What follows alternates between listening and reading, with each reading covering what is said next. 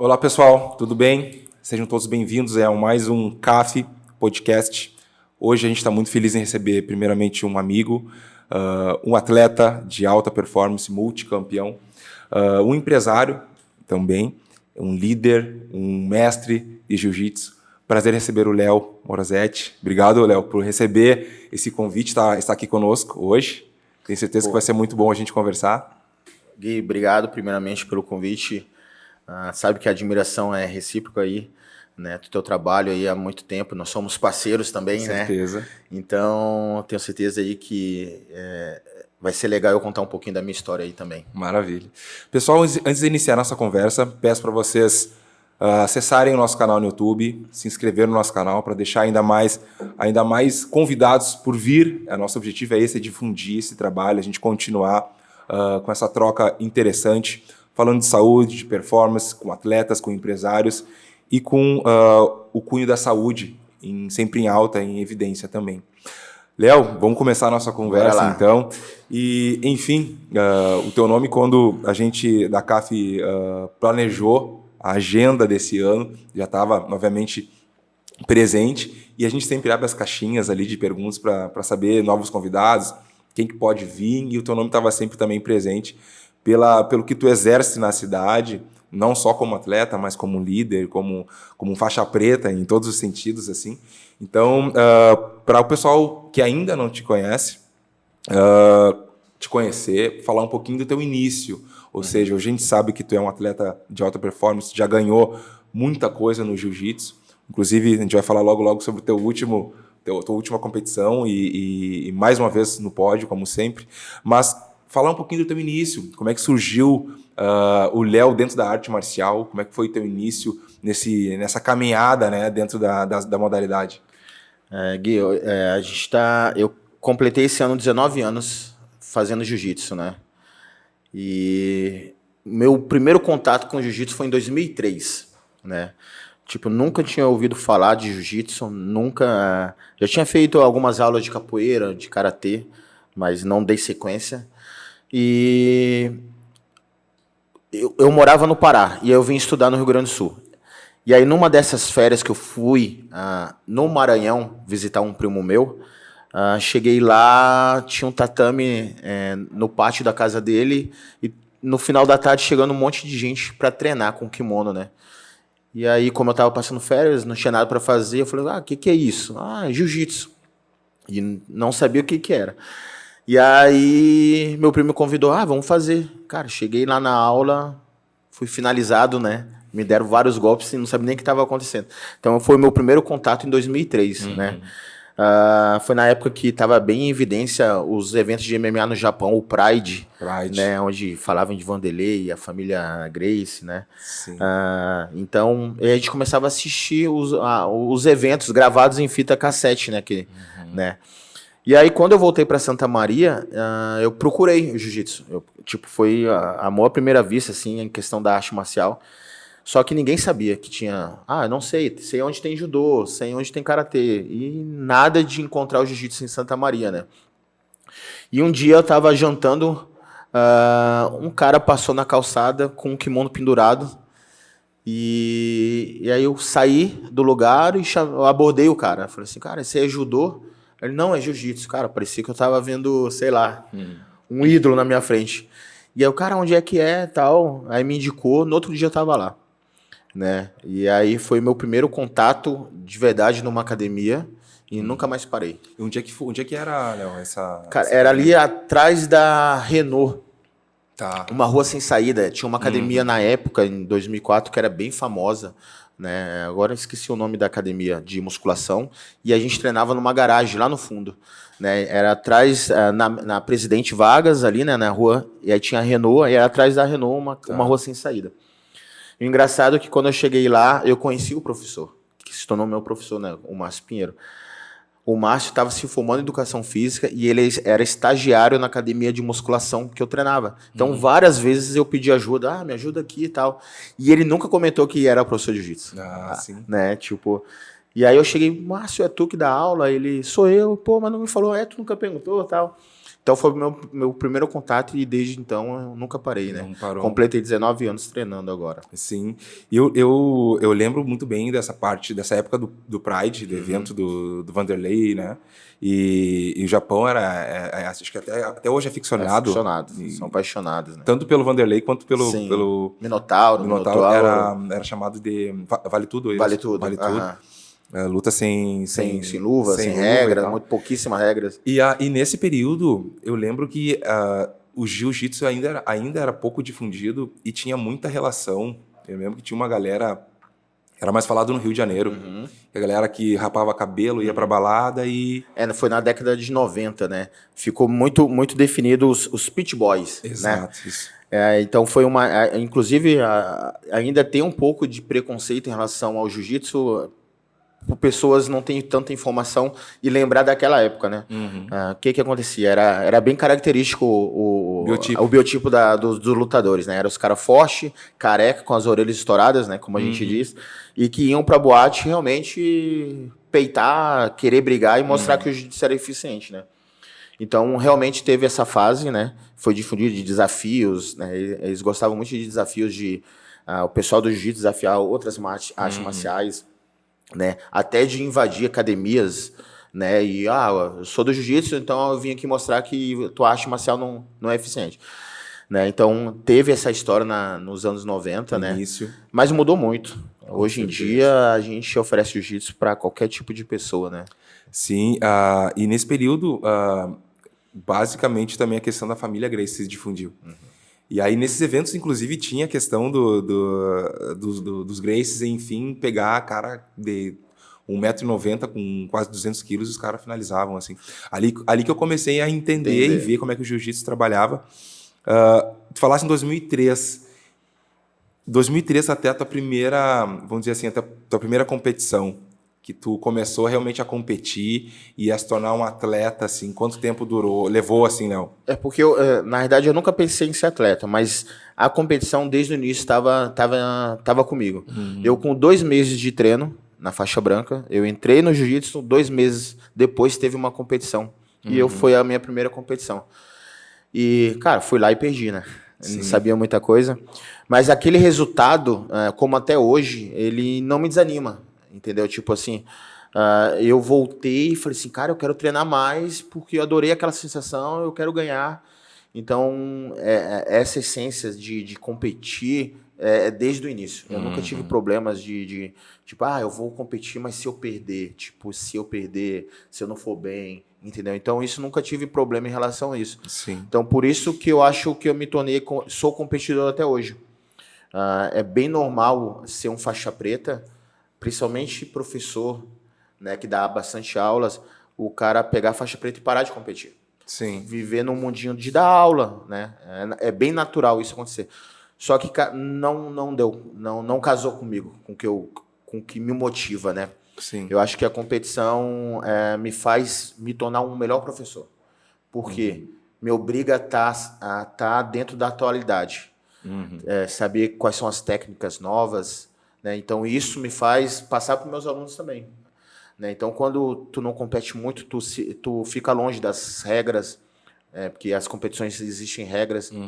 Então, o cara que não compete, às vezes fica treinando o que nem pode mais, o que é proibido, entendeu? Então, ele está perdido em relação ao que está acontecendo do dia atual, né? Então, além de me motivar a me cuidar mais, né, me faz trabalhar mais a questão da qualidade das minhas aulas para os alunos, a competição, né? Eu acho sensacional, assim, eu tive a experiência, estava comentando agora prévio contigo da capoeira, foi algo interessante para mim conhecer e ver que cada arte tem a sua virtude ali em relação a ensinamento, a forma de conduzir, e bem como tu falasse ali dessa mudança comportamental que tinha dentro de algum preconceito com o jiu-jitsu, e ver hoje como é que pela nossa relação mais próxima, como os teus atletas, desde a gurizadinha mais nova, que eu vi nos eventos que eu participei, a CAF participou, se comporta, ou os alunos mais novos teus, até os atletas de ponta que tu tem com a mesma conduta, com a forma de levar a arte e as virtudes da arte assim de forma muito organizada e muito limpa, assim, é muito legal de ver, assim, e tá contigo conversando já dá para mais ou menos entender que começou por esse teu início e as coisas foram se desenvolvendo. O meu professor, ele sempre foi muito respeitado em relação a isso, de postura, né? Tipo, ele não aceitava a gente sair do trilho, né? Então, existe academias e academias, né, Guilherme? Em questão de, tipo, tem gente que não liga para a essência da arte marcial. Faz o que quer, não tem uma linha de treinamento, né? Eu ainda, tipo, trabalho sem perder essa essência de respeito, de hierarquia, de disciplina. Eu cobro muito meus alunos a postura. Cara, a maioria dos meus alunos são maiores de idade, né? Sim. São caras empresários, são pais de famílias, mas independente disso, eu ainda cobro a postura dessas pessoas que são mais velhas, já estabilizadas, que ninguém comanda a vida deles, a questão da postura fora da academia, né? Principalmente alunos que já são graduados, né, cara? Tem que ser faixa preta dentro do tatame, dentro da academia e fora dele, né? Imagina, o cara, tu tem que ser, sem querer, tu se torna referência para alguém. Aí quando vê, aquele cara é faixa preta, mas fora da academia ele é um cara que não segue nada, entendeu? Então, eu cobro bastante isso, né? Não deixo isso morrer, né? Dentro da academia, a questão dos princípios, né? Da arte marcial. Sim. E, Léo, assim, ó, imagina, tu falou da tua primeira competição depois de 2 meses, em 2003, até tu começar a ganhar eventos nacionais, né? E hoje, até vamos falar agora sobre a tua última competição, que foi essa semana passada. Sábado agora, né? Sábado agora, vou mostrar aqui. Tem meu suor aí ainda. Olha que bacana, gente. O Léo trouxe pra gente, primeira mão, o Campeonato Sul-Americano, que aconteceu em São Paulo. São Paulo, Barueri. E o Léo, mais uma vez, pódio, Léo. Assim, ó, admirável mesmo ver toda a tua caminhada e depois de, vamos colocar 19 anos, né? 20 anos, 2003, a gente está em 2023, e ver que ainda tu continua sempre pontuando, sempre em pódio e mantendo sempre a alta performance e competindo em alto nível, né? Em relação a isso, a esses campeonatos que tu ganha e a tua história dentro do Gil, eu sempre fico pensando, porque, enfim, a gente acaba não só dentro da arte marcial, mas vendo em alguns atletas que conseguem chegar, treinam muito bem, chegam em faixas elevadas ali, mas em algum momento do treino para a competição tem um abismo. E eu creio, obviamente, com uma análise mais empírica minha, que tem a ver com a questão de aspecto mental, assim. E eu queria saber um pouquinho de ti nesse sentido, assim, como é que tu te prepara mentalmente em relação aos treinos que tu faz em alta performance e manter a cabeça legal para competir e conseguir medalhar sempre em alta performance. Como é que tu conduz, assim? O que é legal é, assim, que pra gente tudo é mais difícil, né? Tipo, a gente é do interior, Sim. né? Mas, assim, ó, esses meus resultados mostram que, independente de onde a gente estiver, né? Se a gente pagar o preço, né, fazer o que tem que ser feito, a gente consegue alcançar grandes resultados, né? Eu treino com meus alunos, né? A minha preparação eu faço com meus alunos e eu, graças a Deus, eu cheguei num patamar de qualidade de alunos, né, que eles me deixam preparado realmente, né? Lá no início, quando a maioria dos alunos eram iniciantes, realmente, né, é um pouco disparelho o nível. Mas hoje, desde 2012 eu estou dando aula, mas a academia se tornou minha desde 2014, então são bastante tempo, né? Então a gente já formou uma equipe muito forte. Questão mental, sempre vai ter o nervosismo, né? Tipo assim, enquanto tiver esse nervosismo, é legal porque a gente fica mais cauteloso, a gente treina de verdade, né? E a competição, só na competição vai te mostrar alguns sentimentos, algumas sensações que no treino não dá. Por exemplo, na academia a gente treina, a gente já sabe como o colega treina, como o amigo faz tal posição. Na competição, a gente não está convivendo com o nosso oponente, né? Sim. Então, às vezes, a gente nem conhece, né? Então, aquelas sensações de adrenalina, de nervosismo, para quem compete sabe que a primeira luta sempre, cara, é a mais desgastante. Parece que tu fez 10 lutas e essa só fez a primeira. Pela adrenalina, descarga de energia, né? Então, quanto mais a gente competir, mais a gente vai acostumar e mais aquele mental nosso vai ficar preparado, entendeu, Guilherme? Perfeito. Então, e saber que tu fez o que tem que ser feito. Quando a gente não se preparou legal, não se alimentou legal, o nosso psicológico fica um pouco abaixo, né? Tipo assim, não fiz o que tinha que ser feito. Mas quando tu tá preparado, naturalmente tu chega confiante, né? Tipo, tu treinou, tu se cuidou, né? Tu fez acontecer, tu vai chegar lá confiante. O teu mental vai estar preparado para aquilo, entendeu? Tá E é blindado. só deixar extravasar aquela vontade, aquela energia, né? Muito legal. Esse sul-americano, tu me falasse que ficou em terceiro na categoria e no E absoluto. terceiro no absoluto. Bacana. A minha categoria, na realidade, eu me inscrevi nessa competição, eu lutei nessa competição numa categoria abaixo da minha, né? Esses grandes eventos da Confederação Brasileira de Jiu-Jitsu, eu sempre luto na minha categoria de idade, né? Que é de 35 a 40 anos, né? E esse ano é o meu último ano de Master 2. Ano que vem eu entro na Master 3, que é de 40 a 45 anos, né? Sim. E nessa competição eu lutei na Master 1, que é de idade de 30 a 35 anos. Então, eu peguei a galera mais nova, né? Eu lutei com alguns atletas que lutam ainda no adulto, né? Que é de 18 a 29 anos, né? Que recém entraram na Master 1.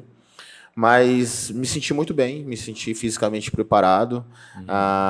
Perdi nas 2 semifinais, mas questão de detalhe. Na mesma situação que eu poderia ter ganhado, né? Foi o dia deles, mas muito feliz com o resultado, porque o nível do campeonato é como se fosse um brasileiro. Sim. Né? Que para mim é o maior campeonato de número de atletas, de quantidade, né? De nível. São os mesmos caras que lutam o brasileiro, que chegam, os que lutam o sul-americano e chegam também. Então o nível é como se fosse um brasileiro. Altíssimo, né? com certeza. Altíssimo. E hoje, como é que tá o teu treino, Léo? Basicamente, tu faz o trabalho com os teus atletas, que tem atletas de altíssimo nível ali, né? Vindos de outros locais e com grandes resultados também, sul-americano, estadual, enfim, brasileiro. Para além disso, tu tem algum outro trabalho relacionado a... Eu sei que tem um trabalho que é voltado para a força. Fala um pouquinho como é que tá a tua logística, assim. Questão de uma lesãozinha, eu dei uma parada, mas eu gosto muito do LPO, que é levantamento de peso olímpico, né? Então, ali a gente trabalha muito a explosão, a força. Eu me sinto muito bem fisicamente quando eu estou fazendo LPO. Aí tem um treino de musculação, que é voltado para a luta.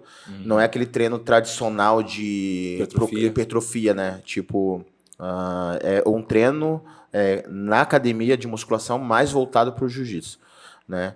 E a parte dos treinos de luta mesmo, que é o específico que a gente fala, né? Treino específico, que eu treino com meus alunos. Geralmente eu treino 3 horários por dia. Um de preparação física, de musculação ou de LPO, ou 2 de treinos de jiu-jitsu, né? Perfeito. Então, geralmente, é 3 treinos por dia que eu faço. Não, alta performance, atleta performando muito bem. E, obviamente, que nesses anos todos, acumulando campeonatos brasileiros, sul-americanos, viajando muito e competindo em alta performance, te deu esse know-how e essa expertise em todo mundo te enxergar como referência na área. E aí a gente já entra dentro de um... Saímos do Léo, do mestre Léo, e entra no empresário Léo, né? Que é líder da Torque Jiu-Jitsu. Para quem ainda não conhece, o Léo logo já vai falar sobre as redes, né? O pessoal conhecer, para quem ainda não conhece. E aí, em que momento que tu enxergou, Léo, assim, que empreender nesse cenário do jiu-jitsu era o teu caminho, era ali que tu tinha que canalizar a tua energia também? Assim, não foi programado, tá? Tipo, foi acontecendo. Eu vim estudar, tava fazendo faculdade e treinava jiu-jitsu. Fui embora, voltei. E aí o meu professor, que era o dono da academia, ele acabou se tornando policial civil. E aí eu fui um dos escolhidos para, enquanto ele estivesse fazendo o curso, né, para dar as aulas, né? Então eu me organizei e puxava um horário de treino, né? E aí foi acontecendo, e aí o meu professor cada vez mais foi se distanciando da academia. Foi embora, foi trabalhar em outra cidade, né? Até que chegou um momento que ele falou assim que, cara, que não queria mais academia, né? E eu já estava mais envolvido com a academia. E aí ele perguntou se eu não queria a academia, né? E aí me organizei e adquiri a academia. Sim. E aí nesse momento eu tive que mudar de local, né? É onde a gente mudou para o local onde a gente está. E quando eu vi, não estava mais indo para o lado da faculdade. Quando eu vi, estava dando aula, um horário, 2 horários, 3 horas, academia de astronomia. E aí estou desde então, desde 2014, 2014. vivendo da academia, dando aula, fazendo o que eu gosto realmente. Eu acho que isso não tem preço. Eu nunca imaginei ter uma academia, viver da academia, né? Sim. Mas hoje em dia eu acordo, às vezes, várias vezes cansado, mas feliz de estar indo para o meu lugar, ensinar, assim, tipo, e viver dali, entendeu? Então, Sim. isso me deixa muito feliz de fazer isso que eu gosto. Então, foi mais ou menos assim, sem programar, foi acontecendo e hoje a gente está aí. Não, é muito interessante, porque é basicamente como propósito, né? O fato de tu já ter introduzido a arte na arte marcial, o Gil na tua vida em 2013, e competir e chegar um momento que, para além de tu conseguir passar tudo que tu já viveu, tá vivendo desse projeto, Sim. né? E falar um pouquinho sobre ele. Basicamente, tu tá com tu e mais alguém lá. Como é que é a logística da Torque em relação a? Tu me falasse antes que tinha quantos alunos ativos A lá? gente tem mais de 100 alunos ativos. A gente tem o jiu-jitsu, que é o nosso carro forte, né? A modalidade de jiu-jitsu. A gente tem o adulto e kids, né? Para crianças também. A gente tem o Muay Thai, né? Que é o professor Ivan que dá aula. E a gente tem também o Personal Fight, que é uma modalidade que é exclusiva para mulheres no formato particular, que eu sou o professor na academia. Então, nessa modalidade, a gente mistura um pouco do MMA, mais a parte do funcional para o condicionamento físico. Não é a ideia transformar as alunas numa lutadora, mas sim se condicionar de uma forma diferente. Né? Então, eu e minha esposa, né, nós somos os donos da academia, mas aí tem o professor Ivan, né, e tem o instrutor Andrew, né, que é um aluno meu que também me ajuda nas aulas também. Legal. E assim como eu também, a gente sabe das dificuldades que é hoje em dia empreender. Passamos, vamos dizer assim, somos sobreviventes da pandemia. Demais. Depois daquela ali, eu acho que todo mundo que empreende, e que tem o seu negócio, se fortaleceu muito, né? E eu vi que vocês agora, há pouco tempo, conseguiram reestruturar ainda mais. Tá super bonita, tá super completa o espaço de vocês, tá, parabenizar por isso. E eu te conheci através de um grande amigo meu, nosso, em comum, que é o Franco Thomas, que tem inclusive também a The Tank lá dentro. É uma loja bem completa de material esportivo dentro da academia. Perfeito. E aí, quando ele me comunicou, enfim, eu trabalho na CAF, a gente já trabalha com muito atleta, e ele falou sobre o teu nome. E aí que eu fui conhecer basicamente o teu trabalho, e a gente se aproximou e fechou uma parceria. Eu me lembro que foi em meados de 2019, a gente está falando em 4 anos atrás. Para mim, basicamente a gente fez uma parceria para mim fazer o trabalho de recovery, de prevenção. A gente trabalhou muitas vezes pré-competição, pós-competição contigo na CAF. Um trabalho assim, ó, com muito resultado. Sim. Em relação aos teus resultados. Para a gente era muito benéfico. E me chamou a atenção que realmente assim, ó, eu consegui te conhecer mais. Antes eu te conhecia mais como atleta, mas quando em 2019 ainda, chegou para mim e falou assim: "Bah, Guilherme, olha só, eu tô com um atleta que tá vindo do Pará, um atleta muito bom, eu tenho apostado muito nele, tenho ajudado muito ele, e eu queria saber se tem como tu estender um pouquinho desse auxílio que tu faz a mim para ele também, que é um atleta da academia, e eu queria saber se seria possível."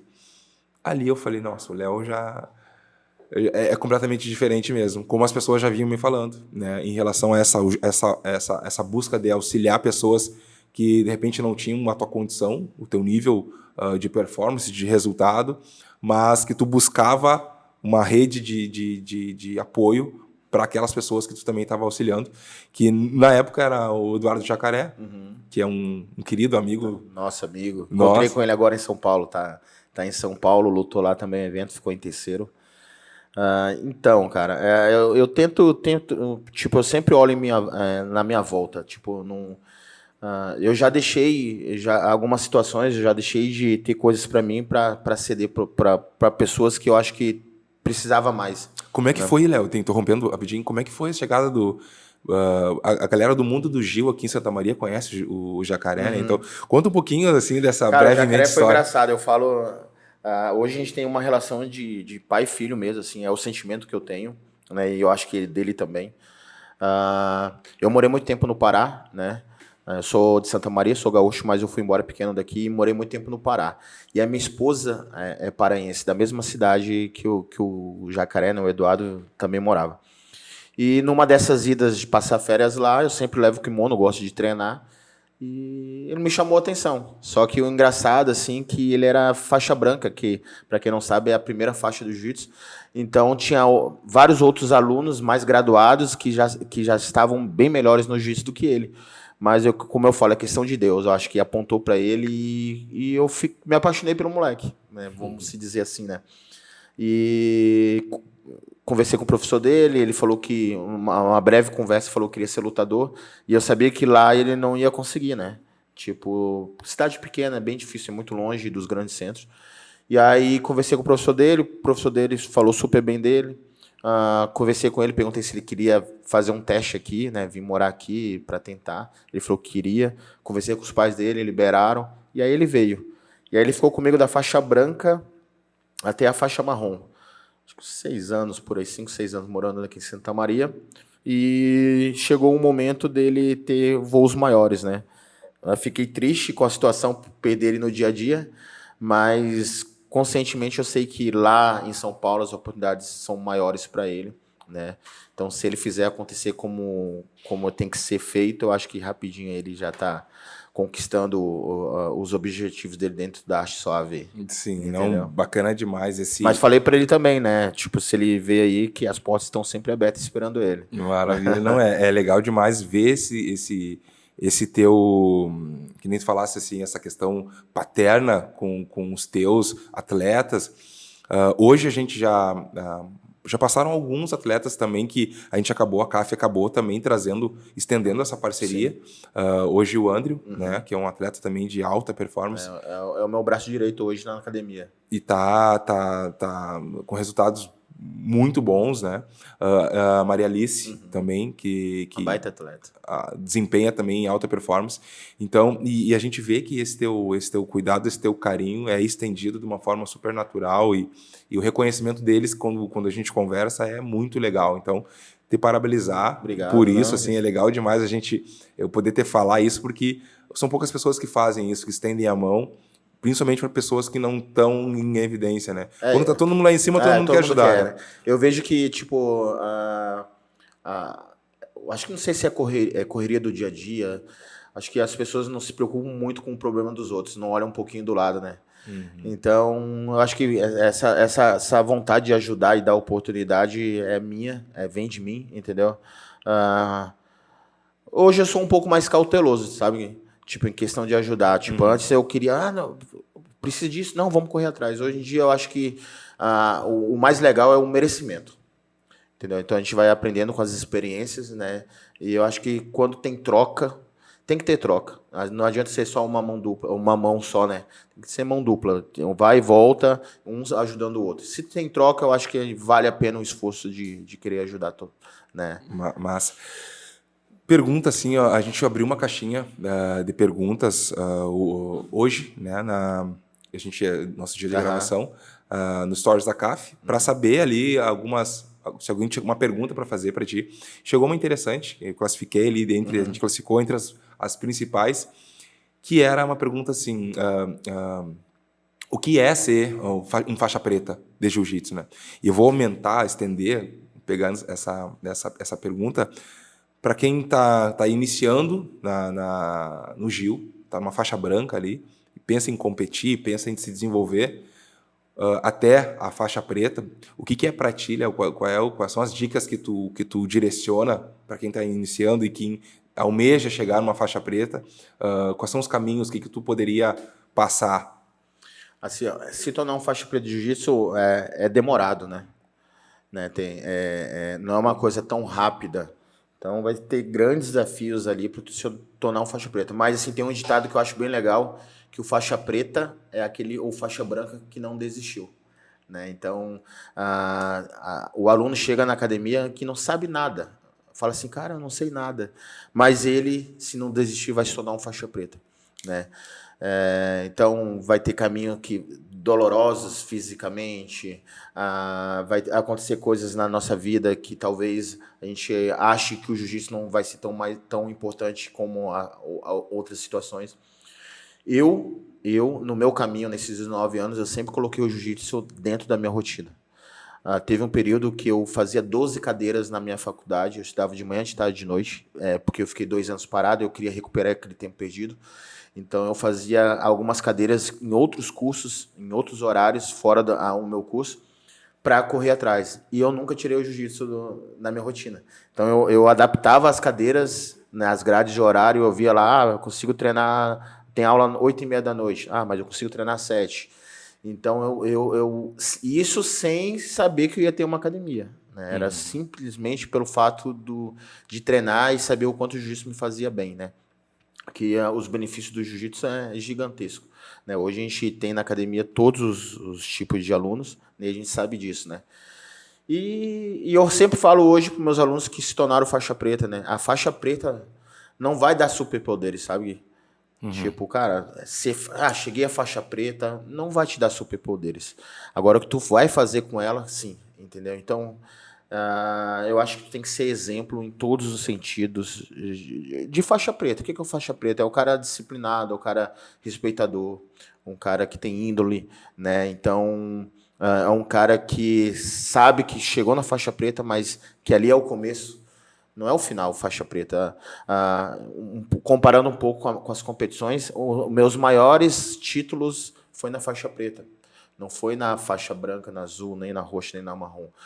Eu me encontrei na competição sendo faixa preta, né? Hoje eu encontro grandes amigos que também são faixa pretas, que continuaram, todos me dão esse feedback. Léo, como tu evoluiu tecnicamente na faixa preta, né? E a maioria das pessoas, pelo contrário, chega na faixa preta e não se preocupam mais com a evolução, né? Criam uma bolha, eu acho que em volta deles, e acha assim que chegou no limite, né? E é pelo contrário, né? Então, ser faixa preta é ser exemplo dentro do tatame e fora do tatame, em todos os sentidos, né? Tentar ser um filho melhor, um marido melhor, um namorado melhor, um pai melhor, uma mãe melhor, entendeu? Tipo, enfim, isso, é saber fazer algo positivo com a faixa preta. Bacana, entendeu? Então, legal. É mais ou menos isso. Show. É muita coisa, né? Mas tentando... Não, mas com certeza deu pra gente entender bem essa tua linha de raciocínio, é muito interessante. Como é que tu vê essa questão do Gil em Santa Maria? Há um tempo atrás, ali, vamos dizer, uns 10 anos atrás, o cenário do Gil ainda era eu vi que era muito restrito.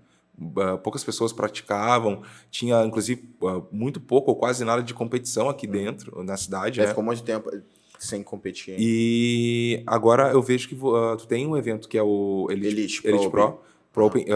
Como é que tu vê e fala um pouquinho do evento, quanto tempo já tem, como é que vocês elaboraram ele? Assim, o jiu-jitsu cresceu muito, né? Tipo, realmente era bem restrito ali no início, assim, tu tinha que ter muita vontade para treinar, que era meio que aquele negócio assim, seleção natural, sabe? Forçada. Se tu chegasse na academia antigamente para treinar cara, tu era obrigado a treinar de verdade, entendeu? Tipo assim, quanto mais o treino fosse duro, melhor, né? E hoje a gente sabe que o cara trabalhou o dia inteiro, né? Tem sua empresa ou tá estudando, vai para a academia para extravasar, aquele momento de válvula de escape, né? Sim. Então, o mercado, o jiu-jitsu, né, lá na academia a gente ensina o jiu-jitsu de verdade, né? Mas a gente conseguiu oferecer ele para qualquer um, independente do objetivo. Se o aluno quer emagrecer, lá ele vai treinar. Se ele quer competir, lá ele vai conseguir treinar. Se ele quer para extravasar, para mental, uma válvula de escape, vai treinar. Então, independente do objetivo, a gente consegue oferecer para qualquer tipo de pessoa, né? Sim. Mas antigamente não, né? Então, hoje em dia, por isso que tem mais atletas hoje, né? Mais praticante. Atletas ainda é bem reduzido em comparando a quem pratica, né? Então, cresceu muito o número, né, de praticantes, e aí as competições, né, começaram a voltar a aparecer, tem muitas opções, tem muitas federações, confederações, né, dentro do jiu-jitsu. Então tem opção para todo mundo, né?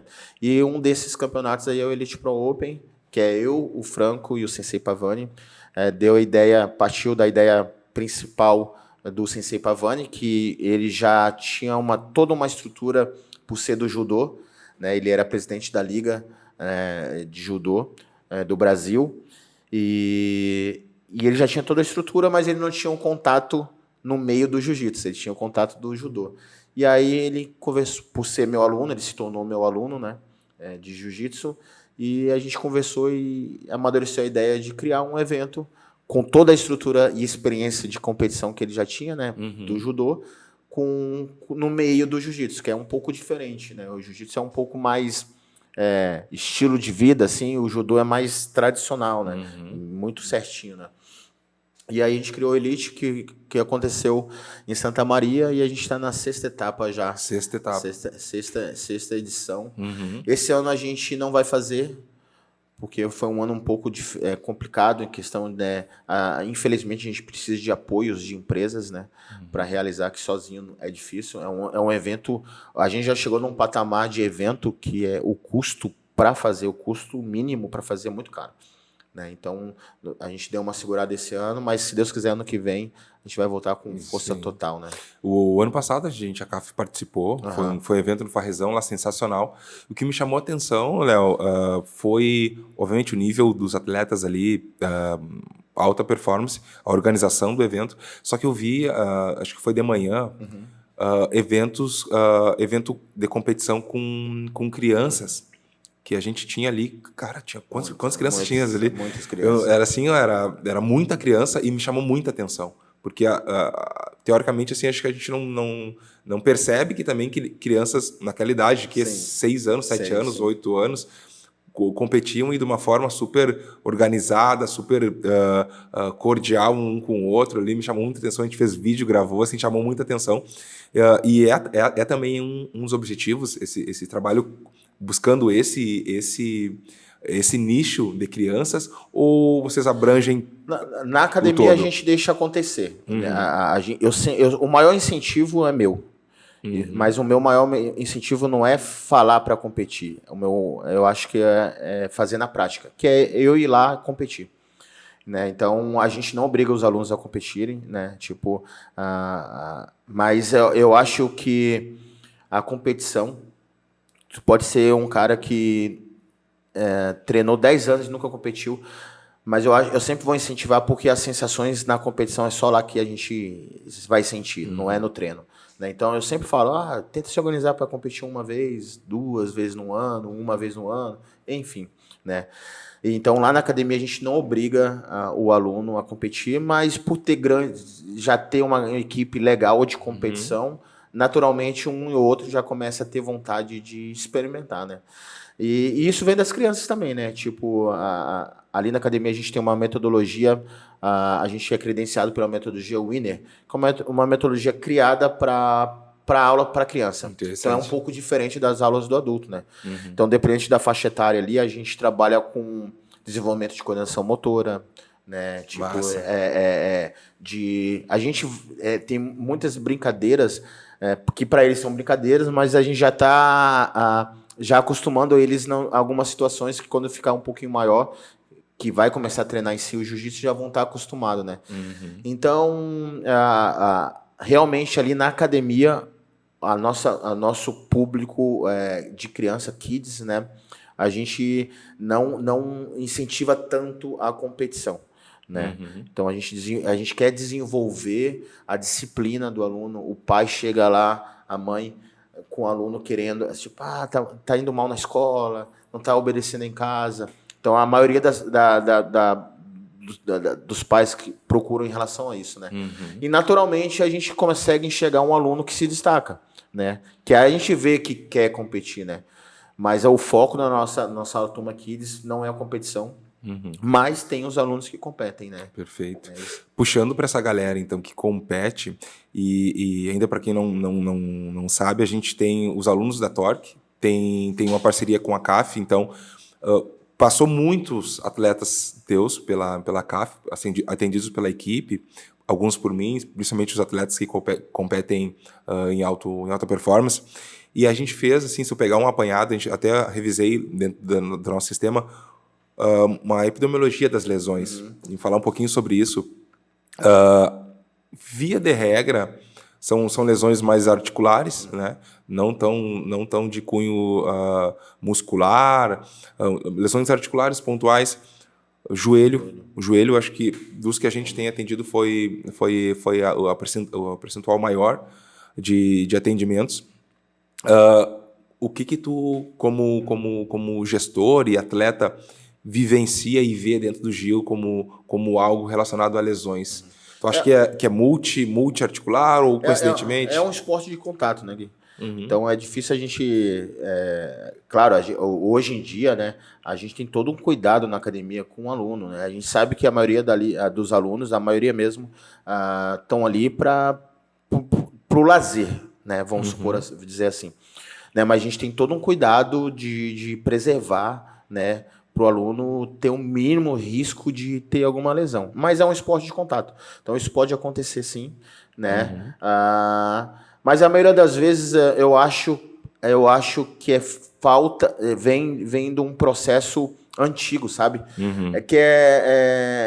É aluno que nunca fez nada, por exemplo, nunca fez um reforço muscular, e chega para treinar na academia, coisas, né? A gente são movimentos, né, não assim, toda hora muda de sentido, né? Sim. Então, eu acho que a maioria das lesões são alunos que nunca treinaram uma musculação, um treino para fortalecimento, e chega no jiu-jitsu fraco, fisicamente, né?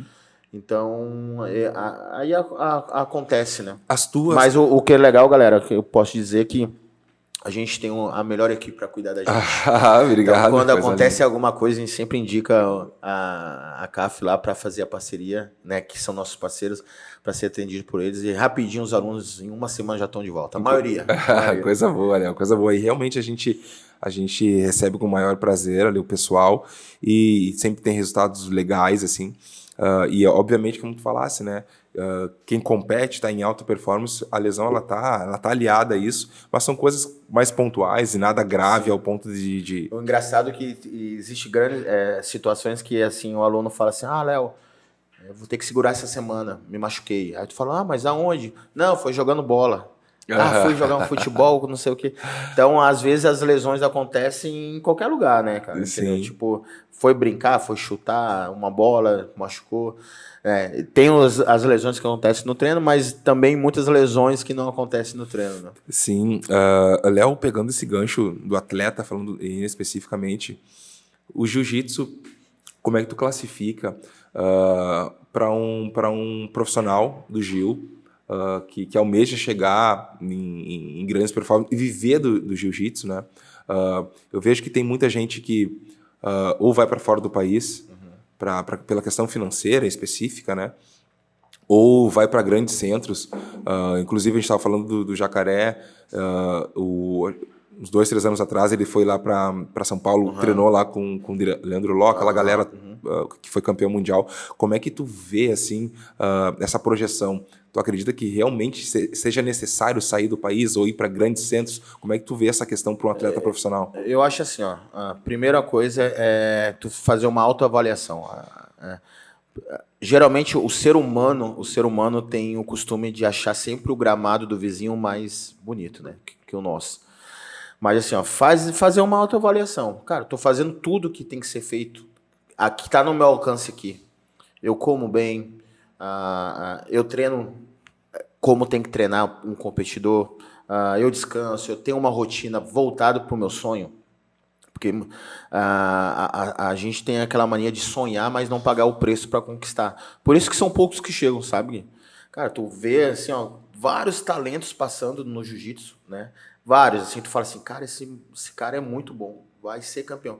Quando vê, tá fazendo outra coisa. Porque é difícil também, né? O apoio para o esporte aqui no Brasil é muito complicado, é muito difícil. Se não é alguém que te acompanha, que sabe da tua história, não ajuda, entendeu? Então, realmente, o que acontece? O cara tem talento para ser campeão, a gente vê, só que a questão financeira bate, entendeu? Uhum. Aí daqui a pouco o cara começa a treinar só um período porque tem que trabalhar o outro, né? Sim. Então, aí quando vê, se desanima, vai passando a idade, aí passa aquele tempo que o cara tem a condição de dar o máximo, né? Mas assim, ó, eu acho que quem quer, a gente vê nas histórias dos grandes atletas que chegaram no topo, chegaram sendo campeões mundiais ou são referências, todos, raramente, mas a maioria, passam por dificuldades Sim.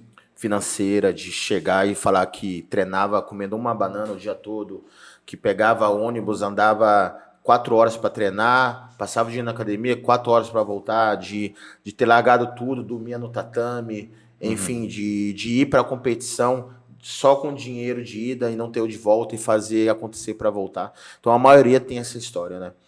Então eu acho que assim, ó, quem quer de verdade tem coisas que só ele vai poder fazer por ele. Ele pode estar assessorado por várias pessoas, vários profissionais, mas quem tem que querer pagar o preço de verdade é o atleta, né? Se ele tiver, claro, um apoio de um nutricionista, de um fisioterapeuta, de uma loja de suplemento, são coisinhas que talvez para uma pessoa ceder 1 hora do seu trabalho para um atleta, vamos supor, um fisioterapeuta, daqui a pouco ceder uma vez na semana, a cada 15 dias, 1 hora para um atleta é muito.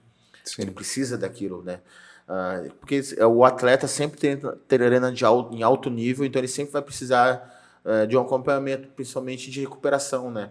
Sim. Então, daqui a pouco, alguma pessoa que para investir nas inscrições, para quem não sabe, hoje em dia tem grandes campeonatos que dão dinheiro como premiação, mas a maioria, as grandes competições, inclusive essa aqui, é prestígio, né? É uma medalha. Eu investi em passagem aérea, Sim. em Uma inscrição. deslocamento, inscrição, para ganhar uma medalha. Se eu fosse campeão lá, não teria ganhado dinheiro. Então, Sim. é mais ou menos isso. Só para pegar um gancho, o que tá uma inscrição para um campeonato sul-americano? Só para um atleta ter uma Em torno noção. de R$ 240 para tu se inscrever. Só para Só para se inscrever. Aí, um exemplo, mês que vem tem Curitiba. Então, R$ 240, mais a passagem para ir para Curitiba, se vai de ônibus, se vai Sim. de carona, se vai de avião, mais hospedagem, se não tiver, enfim. Toda a logística. Então, é um investimento para tu competir no jiu-jitsu.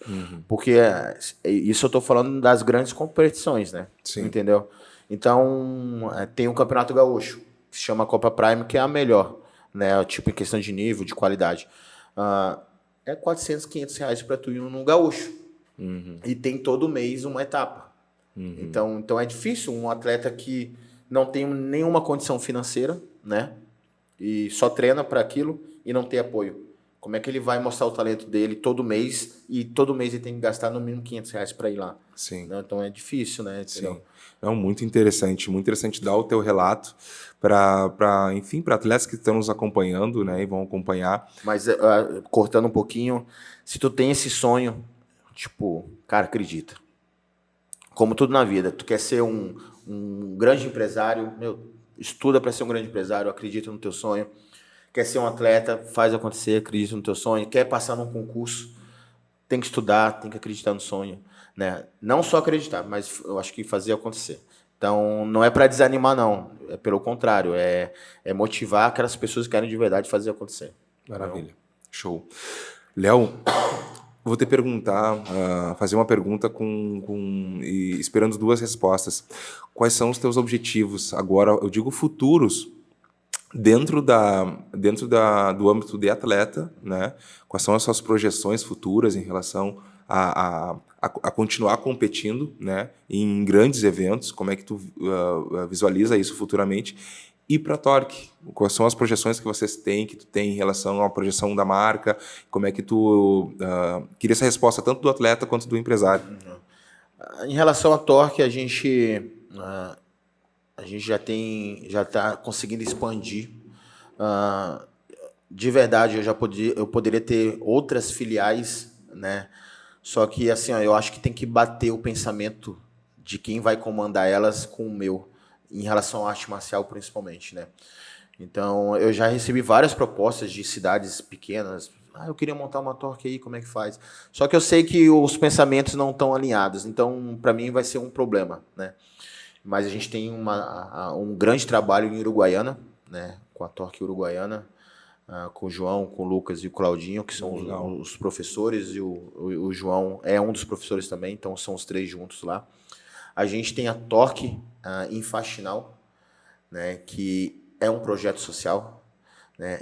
Esse aí eu queria dar uma ênfase também, porque é comandada pelo Matheus Meneghetti, nosso faixa preta. E olha, é um projeto social. Se tu vê as histórias das crianças, dos adolescentes, e é um grande projeto que tem várias outras pessoas envolvidas, né? Flávio Stona. Mas assim, são mais de 300 pessoas envolvidas, direto e indiretamente, no projeto, né? E aqui do lado, né? São grandes, tem cada caso de criança lá que a gente fica falando, a gente fala assim, cara, não sabia que existia tão perto, né? Então ele faz um grande trabalho sem custo nenhum, ninguém paga mensalidade, é um projeto social e partiu dele, dos amigos, tirando assim dinheiro do bolso, né, para poder ajudar essa criançada lá, né? Então a gente está com essa equipe aí da Torque, penso em expandir mais ela, assim, mas com pessoas certas. Eu tenho que deixar isso bem definido, né? Porque não adianta eu falar que eu tenho 20 filiais, a academia, e 5 segue o que eu acho que tem que ser. Então, a ideia é ter 5 e ter as pessoas tranquilas, saber que o trabalho vai ser feito que nem fosse aqui, né? Questão de competição, ano que vem, como eu falei, eu estou saindo da Master 2 e estou entrando na Master 3, que é de idade de 40 a 45, né? Eu já tenho 40. Cara, meu foco ano que vem é ser campeão mundial. Espetáculo. É em Las Vegas, nos Estados Unidos, então tem toda essa burocracia de... Eu não tenho visto, né? Ainda, né? Não tentei. Então eu preciso me organizar agora já rápido, porque está demorando muito para ter as entrevistas. Então eu preciso tirar meu visto.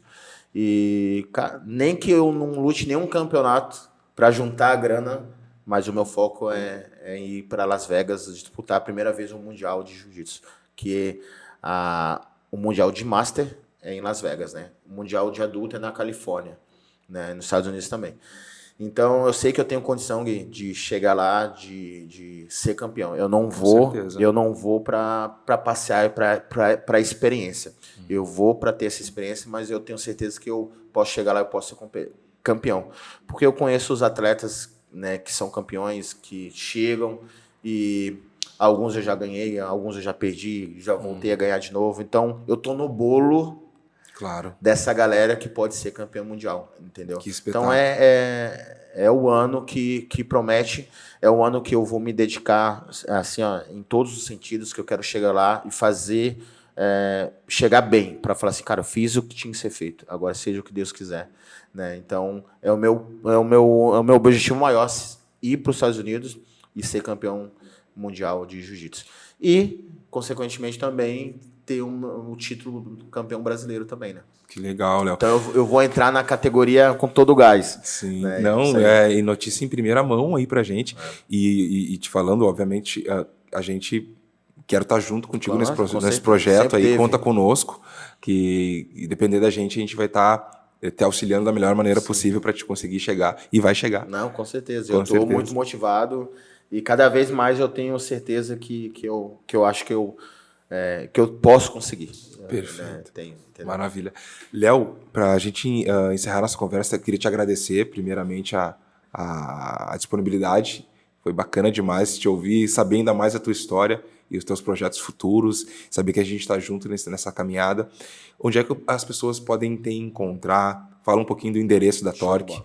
Galera, a academia fica na rua Visconde de Pelotas, 2122. Né? Fica entre a Medianeira e a Presidente. A gente também está nas redes sociais, né, como @Torque Jiu-Jitsu, Torque, THORK, Jiu-Jitsu, né, tudo junto. Ou também no meu Instagram pessoal, né, que é mais profissional do que pessoal, né, @Leo Morosetti, né, com S e TTI no final. Né? Então, só mandar um recadinho lá que a gente tira todas as informações.